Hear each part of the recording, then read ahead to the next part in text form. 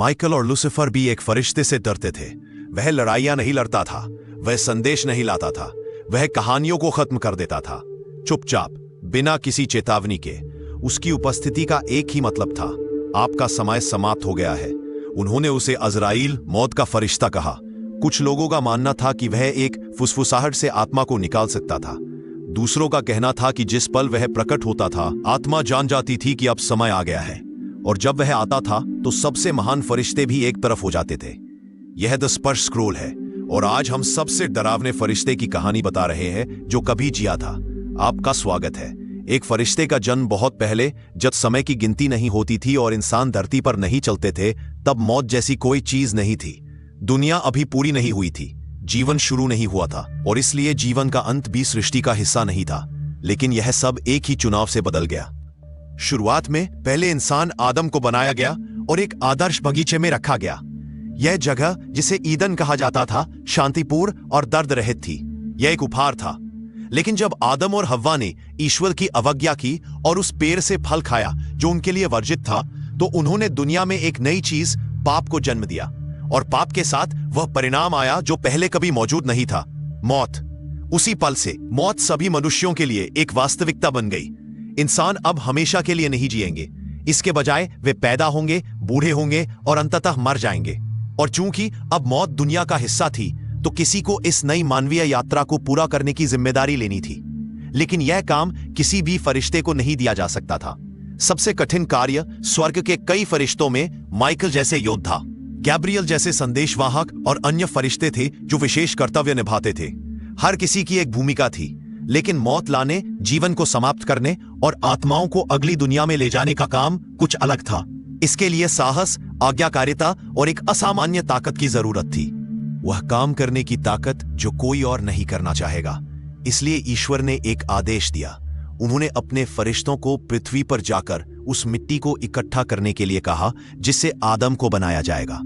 इस मिट्टी का उपयोग पहले मानव शरीर, आत्मा के लिए एक पात्र बनाने के लिए किया जाएगा। एक एक करके महादूतों को यह कार्य पूरा करने के लिए भेजा गया।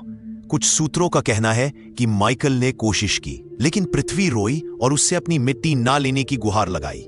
दूसरे कहते हैं कि गैब्रियल पृथ्वी के पास आया और उसके लिए दया महसूस की, जिससे वह अछूता रह गया। हर बार फरिश्ता बिना मिट्टी के ईश्वर के पास लौट आया, या तो वह इसे ले जाने में असमर्थ था या अनिच्छुक। फिर ईश्वर ने अजराइल को भेजा। उस समय अजराइल अभी मौत का फरिश्ता नहीं था, वह बस फरिश्तों में से एक था, वफादार, आज्ञाकारी और शांत। लेकिन जब उसे भेजा गया तो अजराइल पृथ्वी पर गया और उसने वह किया जो बाकी किसी ने नहीं किया। उसने मिट्टी को इकट्ठा किया, भले ही पृथ्वी रोई और अकेले छोड़ दिए जाने की गुहार लगाती रही। कुछ कहानियों में कहा गया है कि अजराइल ने पृथ्वी से बात की और समय पर मिट्टी लौटाने का वादा किया। अन्य कहते हैं कि उसने कुछ नहीं कहा। सबसे महत्वपूर्ण बात यह थी कि उसने मिशन पूरा किया और मिट्टी को वापस ईश्वर के पास ले आया। और उस एक कार्य से सब कुछ बदल गया। पूरी दुनिया का भार अजराइल ने कुछ ऐसा साबित कर दिया था जो बाकी किसी ने नहीं किया था। उसने दिखाया था कि वह बिना देरी, बिना शिकायत और भावनाओं को बीच में आने दिए बिना सबसे कठिन काम कर सकता है। इसी वजह से ईश्वर ने उसे एक ऐसी भूमिका दी जो किसी और के पास नहीं थी। अजराइल शुरुआत और अंत के लिए जिम्मेदार होगा। वह आत्मा को उसकी रचना से लेकर शरीर में उसके अंतिम क्षण तक मार्गदर्शन करेगा और फिर उसे आगे ले जाएगा। उस पल से अजराइल सिर्फ एक फरिश्ता नहीं रहा, वह मलाकल मौत, मौत का फरिश्ता बन गया। पृथ्वी से मिट्टी इकट्ठा करने में अजराइल की सफलता इस बात का संकेत थी कि वही अकेले मौत का बोझ उठा सकता था। किसी और फरिश्ते में ऐसा करने का साहस नहीं था। यह इसलिए नहीं था कि वे कमजोर थे, बल्कि इसलिए था क्योंकि यह भूमिका बहुत भारी थी। और अजराइल, जिसका हिब्रू में अर्थ ईश्वर की मदद है, इस कार्य से जुड़ गया। आत्मा को इस जीवन से अगले जीवन में पार करने में मदद करना। तो हाँ, अजराइल को इस्लामी और यहूदी परंपराओं में मौत के फरिश्ते के रूप में जाना जाता है, लेकिन उसका काम सिर्फ जीवन को समाप्त करने से कहीं ज्यादा है। उसकी मुख्य जिम्मेदारी तय समय पर शरीर से आत्मा को अलग करना है, लेकिन आत्मा को लेना उसके काम का सिर्फ एक हिस्सा है। आत्मा का मार्गदर्शक धार्मिक ग्रंथों और मौखिक परंपराओं दोनों में अजराइल को एक साइकोपॉम्प के रूप में वर्णित किया गया है। एक ऐसा प्राणी जिसकी भूमिका आत्माओं को भौतिक दुनिया से परलोक में ले जाने की है। वह सिर्फ शरीर और आत्मा के बीच के संबंध को समाप्त नहीं करता, वह उस आत्मा को आगे ले जाने में मदद करता है, इस जीवन से परे जो कुछ भी उसका इंतजार कर रहा है उसकी ओर। वह यात्रा शांति, इनाम या न्याय की ओर ले जा सकती है, लेकिन अज़राइल का काम यह सुनिश्चित करना है कि यह शुरू हो। वह है जो उस द्वार को खोलता है। कई परंपराओं के अनुसार अज़राइल एक दिव्य स्क्रोल या रिकॉर्ड रखता है, जिसे कभी कभी एक किताब के रूप में वर्णित किया जाता है, जिस पर सभी मनुष्यों के नाम लिखे होते हैं। जब कोई व्यक्ति पैदा होता है तो उसका नाम इस सूची में जोड़ दिया जाता है। जब वह मर जाता है तो उसका नाम मिटा दिया जाता है। यह स्क्रोल अज़राइल की सभी जीवित लोगों के बारे में चल रही जागरूकता को दर्शाता है। वह भावनाओं या व्यक्तिगत निर्णय के आधार पर कार्य नहीं करता। वह उस पल का इंतजार करता है जब स्क्रोल उसे बताता है कि अब समय आ गया है। यह स्क्रोल दिखाता है कि अज़राइल का काम नियति से गहराई से जुड़ा है। वह बेतरतीब ढंग से प्रकट नहीं होता, ना ही वह यह चुनता है कि कौन कब मरेगा। वह तभी कार्य करता है जब ईश्वर उसे आदेश देता है। आकाश गंगाओं से भी बड़ा यह उसकी प्रकृति का एक महत्वपूर्ण हिस्सा है। विद्रोही फरिश्ते लूसीफर के विपरीत, या यहां तक कि योद्धा माइकल जो ईश्वर की ओर से लड़ाइयों का नेतृत्व करता है, अज़राइल पूरी तरह से आज्ञाकारी है। वह अपने दम पर कार्य नहीं करता। वह एक विशिष्ट कार्य करता है जो केवल तभी सक्रिय होता है जब दिव्य इच्छा उसे बुलाती है। फिर भी भले ही वह स्वतंत्र रूप से कार्य नहीं करता, अज़राइल की पहुंच अन्य किसी भी फरिश्ते से अलग है। जबकि अन्य फरिश्ते कुछ स्थानों और समयों पर रक्षा कर सकते हैं, संदेश दे सकते हैं या लड़ सकते हैं, अज़राइल का कार्य पृथ्वी पर हर एक जीवित प्राणी पर लागू होता है। कोई फर्क नहीं पड़ता कि कोई कहाँ रहता है, वह कौन सी भाषा बोलता है या वह क्या मानता है। हर आत्मा अंततः अज़राइल की देखभाल से गुजरती है। प्राचीन काल से लेकर वर्तमान तक, सबसे ऊंचे पहाड़ों से लेकर सबसे गहरे शहरों तक, अज़राइल की जिम्मेदारी कभी खत्म नहीं होती। सिर्फ यही बात उसे अन्य फरिश्तों से अलग करती है। मृत्यु की सेना उसके कर्तव्य का एक और हिस्सा भी है जो उतना ही दिलचस्प है। अज़राइल हमेशा व्यक्तिगत रूप से प्रकट नहीं होता। वास्तव में कई परंपराएं सिखाती हैं कि वह अक्सर अपना काम करने के लिए छोटे फरिश्तों को भेजता है। इन सहायकों को, जिन्हें कभी कभी बहुवचन में मौत के फरिश्ते कहा जाता है, उसके निर्देशों का पालन करते हैं और मृतकों की आत्माओं को इकट्ठा करने में शामिल होते हैं। ये फरिश्ते एक व्यक्ति के जीवन और उनके भाग्य के आधार पर सौम्य या भयानक हो सकते हैं। यह व्यवस्था हमें कुछ महत्वपूर्ण दिखाती है। अज़राइल सिर्फ एक सेवक नहीं, बल्कि एक नेता है। वह आध्यात्मिक प्राणियों के एक पूरे नेटवर्क का प्रभारी है, जिसका काम उसे पूरी दुनिया में संतुलन बनाए रखने में मदद करना है। कुछ व्याख्याओं में ये सहायक फरिश्ते युद्ध, आपदा या बड़े पैमाने पर मौत के समय में अधिक जिम्मेदारी लेते हैं, जहां अज़राइल की पहुंच को कई जिंदगियों तक तेजी से फैलना चाहिए। अन्य क्षणों में वह व्यक्तिगत रूप से आ सकता है, खासकर संतों, पैगंबरों या उन लोगों के पास जिनके जीवन का विशेष अर्थ था। और जबकि कई लोग उससे डरते हैं, अन्य उसे अस्तित्व का एक आवश्यक हिस्सा मानते हैं। अज़राइल के बिना कोई अंत नहीं होगा। अंत के बिना कोई नई शुरुआत नहीं हो सकती। उसका कार्य सिर्फ यह सुनिश्चित करना है कि महान चक्र उसी तरह जारी रहे जिस तरह इसे बनाया गया था। भय का रूप। अज़राइल को सृष्टि में सबसे महत्वपूर्ण जिम्मेदारियों में से एक का भरोसा दिया गया था, हर आत्मा को जीवन से मृत्यु तक ले जाना। ऐसे कार्य को करने के लिए उसे आज्ञाकारिता से कहीं ज्यादा की जरूरत थी। उसे ऐसी शक्ति के स्तर की जरूरत थी जो किसी अन्य फरिश्ते के पास नहीं थी, और प्राचीन ग्रंथ ठीक यही सुझाव देते हैं। अज़राइल के वास्तविक रूप का वर्णन अन्य फरिश्तों के चित्रण से कहीं आगे जाता है। विभिन्न इस्लामी स्रोतों के अनुसार अज़राइल का रूप इतना विशाल, इतना जबरदस्त है कि इसकी तुलना मानव रूप से नहीं की जा सकती। कहा जाता है कि उसके 4 चेहरे हैं, जिनमें से हर एक उसे एक अलग दिशा में देखने की अनुमति देता है, उत्तर, दक्षिण, पूर्व और पश्चिम। यह विवरण दिखाता है कि अज़राइल हमेशा देख रहा है दुनिया के हर हिस्से में क्या हो रहा है। उसे हमेशा पता है, लेकिन उसके चेहरे तो बस शुरुआत है।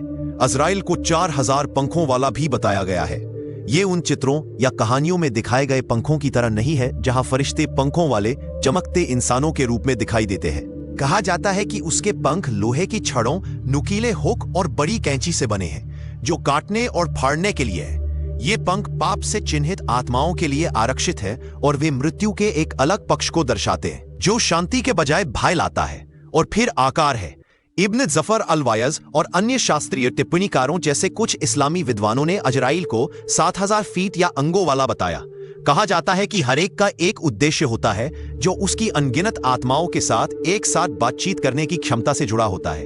इन संख्याओं का उपयोग यह समझाने के लिए किया जाता है कि एक प्राणी हर राष्ट्र, हर व्यक्ति के लिए अपना कार्य कैसे कर सकता है। उसका रूप मानव मन की कल्पना से परे है और ऐसा होना ही चाहिए, क्योंकि उसका काम पूरी पृथ्वी पर फैला हुआ है। अनंत आंखें और जीव। लेकिन शायद सबसे उल्लेखनीय और चौंकाने वाला विवरण यह है, कहा जाता है कि अजराइल का शरीर पूरी तरह से आंखों और जीवों से ढका हुआ है। हर आंख और हर जीव पृथ्वी पर एक जीवित आत्मा से जुड़ी है। इसका मतलब है कि अजराइल का बहुत ही रूप किसी भी समय दुनिया की वर्तमान आबादी को दर्शाता है। उसकी आंखें हर व्यक्ति को देखती है, उसकी जीभ हर जीवन की आवाज या उपस्थिति का प्रतिनिधित्व करती है।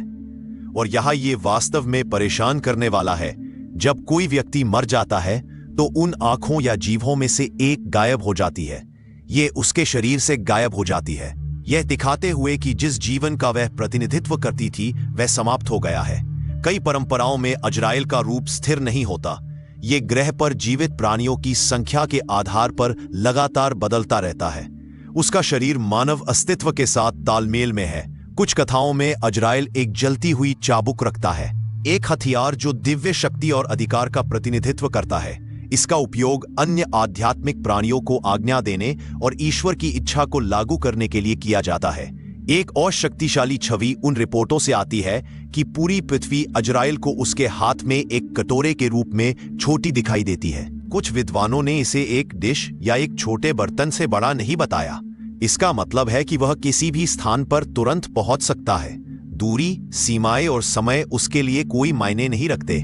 यहाँ का विचार स्पष्ट है, अजराइल यात्रा नहीं करता, वह खोजता नहीं है, वह पहले से ही जानता है कि हर व्यक्ति कहाँ है और वह बिना प्रयास के उन तक पहुंच सकता है। और अगर यह उसकी शक्ति के पैमाने को समझने के लिए पर्याप्त नहीं है तो कुछ विवरण और भी आगे जाते हैं। इस्लामी धर्मशास्त्र में फरिश्तों का एक समूह है जिसे सिंहासन के वाहक के रूप में जाना जाता है। इनके बारे में कहा जाता है कि ये सृष्टि में सबसे बड़े और सबसे शक्तिशाली फरिश्ते हैं। उनकी एकमात्र भूमिका ईश्वर के सिंहासन का समर्थन करना है और उनके आकार का वर्णन लगभग ब्रह्मांडीय शब्दों में किया गया है। लेकिन कुछ विद्वानों के अनुसार यहाँ तक कि ये फरिश्ते भी अजराइल से छोटे हैं। यह विवरण हमें एक महत्वपूर्ण सुराग देता है। अजराइल इसलिए भयानक नहीं है क्योंकि वह क्रूर है, वह इसलिए भयानक है क्योंकि वह क्या है, मृत्यु की दोहरी प्रकृति। यही वह बिंदु है जहां हम यह समझना शुरू करते हैं कि माइकल और लूसिफर जैसे प्राणी भी उससे क्यों डरेंगे। इसलिए नहीं कि अजराइल उनके खिलाफ था, बल्कि इसलिए कि वह उनसे परे था। अन्य फरिश्तों के विपरीत अजराइल हर किसी के लिए एक जैसा प्रकट नहीं होता। उसका रूप एक व्यक्ति के जीवन और उसके अंतिम क्षणों में उसकी आत्मा की स्थिति के आधार पर बदलता है। यह उसे उन फरिश्तों से भी अलग बनाता है जो तय तरीकों से तय कार्य करते हैं। अजराइल की भूमिका आत्मा से ही जुड़ी है। उसकी पवित्रता, उसके पछतावे, उसकी तत्परता। वह कैसे प्रकट होता है यह इस बात पर निर्भर करता है कि कौन उसे देख रहा है। जिन्होंने नेक जीवन जिया, संत, पैगंबर और गहरे विश्वास वाले लोग, वे अजराइल को शांति के रूप में देखते हैं। उनके लिए वह काला या डरावना नहीं दिखता। इसके बजाय वह एक सौम्य रूप में आता है जिसे अक्सर सुंदर, शांत या यहां तक कि प्रकाश से चमकने वाला बताया जाता है। इन क्षणों में अजराइल की उपस्थिति आराम लाती है। वह आत्मा को यह समझने के लिए समय देता है कि क्या हो रहा है और सावधानी से उसका साथ देता है। कुछ परंपराएं इस मुलाकात को चमक और गर्मी से भरा बताती है, जैसे कि आत्मा को एक परिचित और भरोसेमंद संरक्षक द्वारा अभिवादन किया जा रहा हो। पीढ़ियों से चली आ रही कहानियों में कहा गया है कि पैगंबर मोहम्मद और मूसा से अजराइल खुद मिले थे, न कि उसके सहायक फरिश्तों में से एक। दोनों मामलों में उसने दुनिया छोड़ने के लिए एक सम्मानजनक निमंत्रण दिया, एक दर्पण जो सच्चाई को दर्शाता है। लेकिन हर आत्मा से इस तरह नहीं मिला जाता। जिन लोगों ने अपने दिल में क्रूरता, बेईमानी या विद्रोह के साथ जीवन जिया, उनके लिए अजराइल एक अलग रूप में प्रकट होता है। इन मामलों में वह शांति के साथ नहीं, बल्कि जबरदस्त ताकत के साथ आता है। उसका रूप इस बात का प्रतिबिंब बन जाता है कि आत्मा सबसे ज्यादा क्या डरती है। उसकी उपस्थिति को भारी, ठंडा और भयानक बताया गया है।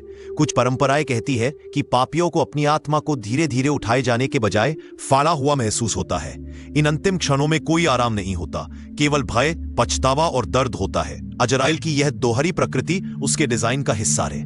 वह व्यक्ति के जीवन की सच्चाई को वापस उन्हें दिखाता है। जो आत्मा ने दुनिया को दिया, वही आत्मा को बदले में मिलता है। यह विचार सूफी विश्वास में सबसे स्पष्ट रूप से प्रकट होता है। इस्लामी विचार की एक शाखा जो व्यक्तिगत आत्मा की आध्यात्मिक यात्रा पर केंद्रित है। सूफी शिक्षक बताते हैं कि अजराइल खुद को ऐसे रूप में दिखाता है जो मृत्यु के क्षण में आत्मा की सबसे गहरी स्थिति से मेल खाता है। यदि आत्मा शांति में है तो अजराइल शांति के रूप में प्रकट होता है। यदि आत्मा भय या प्रतिरोध से भरी है तो वह एक ऐसे रूप में प्रकट होता है जो उस संघर्ष को दर्शाता है, एक आखिरी चेतावनी। लेकिन ये रूप हमेशा सिर्फ मृत्यु के क्षण में ही नहीं देखे जाते। ऐसी कहानियां हैं कि अजराइल लोगों को सपनों या दर्शन में दिखाई देता है, खासकर जब उनका समय निकट होता है। ये सपने अक्सर आत्मा को तैयार करने के लिए चेतावनी, अनुस्मारक या संदेश देते हैं। कुछ मामलों में दृष्टि शांतिपूर्ण होती है, दूसरों में यह एक चेतावनी होती है। एक प्रसिद्ध उदाहरण रूमी, प्रसिद्ध सूफी कवि और आध्यात्मिक शिक्षक से आता है। परंपरा के अनुसार जब रूमी की मृत्यु निकट थी तो वह एक मानव रूप में अजराइल से मिले। यह मुलाकात भय से भरी नहीं थी, यह शांतिपूर्ण थी। रूमी ने इसे शांत भाव से स्वीकार कर लिया, यह जानते हुए कि अब समय आ गया था। एक और उदाहरण नासिर खुसराव, एक फारसी कवि और दार्शनिक के लेखन में पाया जाता है। उन्होंने अजराइल को एक सपने में देखने के बारे में लिखा, जिसने उन्हें बताया कि उनका समय निकट था। इस सपने ने उन्हें चिंतन करने, प्रार्थना करने और खुद को तैयार करने का समय दिया। इन कहानियों में अजराइल संक्रमण का एक संदेशवाहक है, एक मार्गदर्शक जो आत्मा को अपने अगले चरण में कदम रखने में मदद करता है। वह कहानी को समाप्त करता है, अगर आप अभी भी सोच रहे हैं कि अजराइल ने सबसे महान फरिश्तों में भी भय क्यों जगाया, तो इसका उत्तर तब स्पष्ट हो जाता है जब आप समझते हैं कि उसकी उपस्थिति का वास्तव में क्या मतलब था। जब भी वह प्रकट होता था, कुछ समाप्त हो जाता था। यह केवल इंसानों पर लागू नहीं होता था, यह फरिश्तों पर भी लागू होता था। प्राचीन किंवदंतियां एक गहरी सहज शांति का वर्णन करती है जो स्वर्ग में फैल जाती थी जब भी अजराइल पास होता था। जो फरिश्ते गाते थे, लड़ते थे या सद्भाव में सेवा करते थे, वे उसके गुजरने पर रुक जाते थे। गैब्रियल संदेश लाता था, माइकल लड़ाइयों का नेतृत्व करता था, इस्राफील अंतिम तुरही बजाने के लिए तैयार खड़ा था। लेकिन अजराइल का मिशन अलग था। वह चेतावनियों के साथ नहीं आता था, वह निश्चितता के साथ आता था। जब वह चलता था तो सबसे शक्तिशाली प्राणी भी रास्ता दे देते थे। कुछ परंपराएं कहती है कि अजराइल अगर ईश्वर आदेश देता तो किसी भी प्राणी, यहां तक कि फरिश्तों में से किसी एक की भी आत्मा ले सकता था। तो वह समय, संघर्ष या रहस्योद्घाटन की सीमाओं से परे कार्य करता था। वह युद्ध या भविष्यवाणी की कहानियों से संबंधित नहीं था, वह अंतिम अध्याय से संबंधित था। एक कथा में ईश्वर के सिंहासन के वाहक फरिश्ते, जो अपने विशाल आकार और अधिकार के लिए जाने जाते हैं, जब अजराइल दिव्य क्षेत्र में प्रकट हुआ तो उन्होंने अपनी नजरें नीची कर ली। उसका अधिकार पद से नहीं बल्कि कार्य से आया था। उसने हर आदेश, हर मिशन और हर जीवन के अंत का प्रतिनिधित्व किया। अजराइल अकेले काम करता था, उसका रास्ता योद्धाओं या संदेशवाहकों के साथ नहीं मिलता था। वह दिव्य सड़क पर अंतिम पड़ाव था, और एक बार जब वह पहुंच जाता था तो कोई आवाज, कोई ताकत और कोई दलील आगे आने वाली चीज को नहीं बदल सकती थी। इसलिए यहां तक कि महादूत, जो शक्तिशाली, सबसे बड़ी शक्तिशाली, उज्ज्वल और चुने हुए थे, उसके मौन का सम्मान करते थे, क्योंकि उसके मौन का मतलब था कि कहानी खत्म हो गई थी। मौत का स्वामी, लेकिन क्या अजराइल और मृत्यु एक ही चीज है या वे अलग है? कई परंपराओं में मृत्यु सिर्फ एक घटना नहीं है, यह एक प्राणी है जिसे फरिश्तों की तरह ईश्वर द्वारा बनाया गया है। कुछ प्राचीन इस्लामी कथाओं के अनुसार मृत्यु को एक अलग रचना के रूप में बनाया गया था जो अजराइल से अलग थी। यह सिर्फ एक प्रक्रिया नहीं थी, इसका रूप, भार और उपस्थिति थी। जब ईश्वर ने मृत्यु को बनाया तो उन्होंने इसे फरिश्तों के सामने प्रस्तुत किया, लेकिन इसे देखते ही वे अभिभूत हो गए। मृत्यु को देखने वाले हर फरिश्ते 1000 साल के लिए बेहोश हो गए। यह अनुभव सबसे मजबूत स्वर्गीय प्राणियों के लिए भी बहुत ज्यादा था। सिर्फ यही हमें एक सुराग देता है। अगर फरिश्ते भी मृत्यु के सामने गिर गए तो कौन सा प्राणी इसे नियंत्रित कर सकता था? वह क्षण जब ईश्वर ने अजराइल को स्वयं मृत्यु पर आदेश दिया, वह महत्वपूर्ण है। यह दिखाता है कि अजराइल को मृत्यु द्वारा नहीं बनाया गया था, उसे इसके ऊपर रखा गया था। जबकि अन्य फरिश्ते प्रकाश, ध्वनि और आग के साथ काम करते थे, अजराइल कुछ और ही पूर्ण, जीवन और उसके बाद के बीच की सीमा को वहन करता था। कुछ परंपराओं में विद्वान और रहस्यवादी इसे यह कहकर समझाते हैं कि अजराइल ने सिर्फ मृत्यु नहीं दी, वह उसका रूप बन गया। वह मृत्यु का पालन नहीं करता था, मृत्यु उसका पालन करती थी। यह विचार अंत के समय के बारे में कहानियों में और भी शक्तिशाली हो जाता है। निर्णय के दिन के बाद, जब हर आत्मा का न्याय किया जा चुका होगा और स्वर्ग और नरक पूरी तरह से विभाजित हो जाएंगे, तो एक आखिरी काम बाकी रहेगा। हदीस परंपराओं के अनुसार ईश्वर स्वयं मृत्यु को, जो अब एक राम के रूप में है, उसे लेगा और उसे स्वर्ग और नरक के बीच रखेगा। फिर सारी सृष्टि के सामने ईश्वर राम को मार डालेगा। उस क्षण में मृत्यु ही समाप्त हो जाएगी और इसके साथ अजराइल की भूमिका समाप्त हो जाएगी। यह अंतिम परिवर्तन को चिह्नित करता है। अजराइल जो कभी हर जीवन के किनारे पर खड़ा था, उसने पूरा चक्र पूरा कर लिया होगा। उसका काम खत्म हो जाएगा और अनंत काल शुरू हो जाएगा।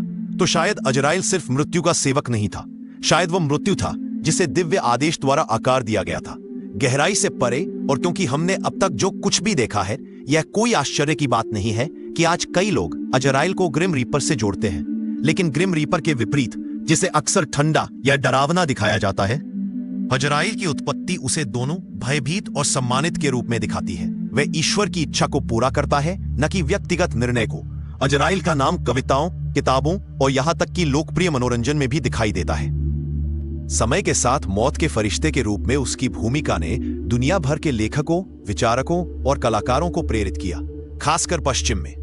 19वीं सदी में अमेरिकी कवि हेनरी वर्ड्सवर्थ लॉन्गफेलो ने अजराइल को एक फरिश्ते के रूप में संदर्भित किया, जो धीरे से आत्माओं को इकट्ठा करता है, जिससे उसकी उपस्थिति को एक गंभीर लेकिन शांतिपूर्ण स्वर मिलता है।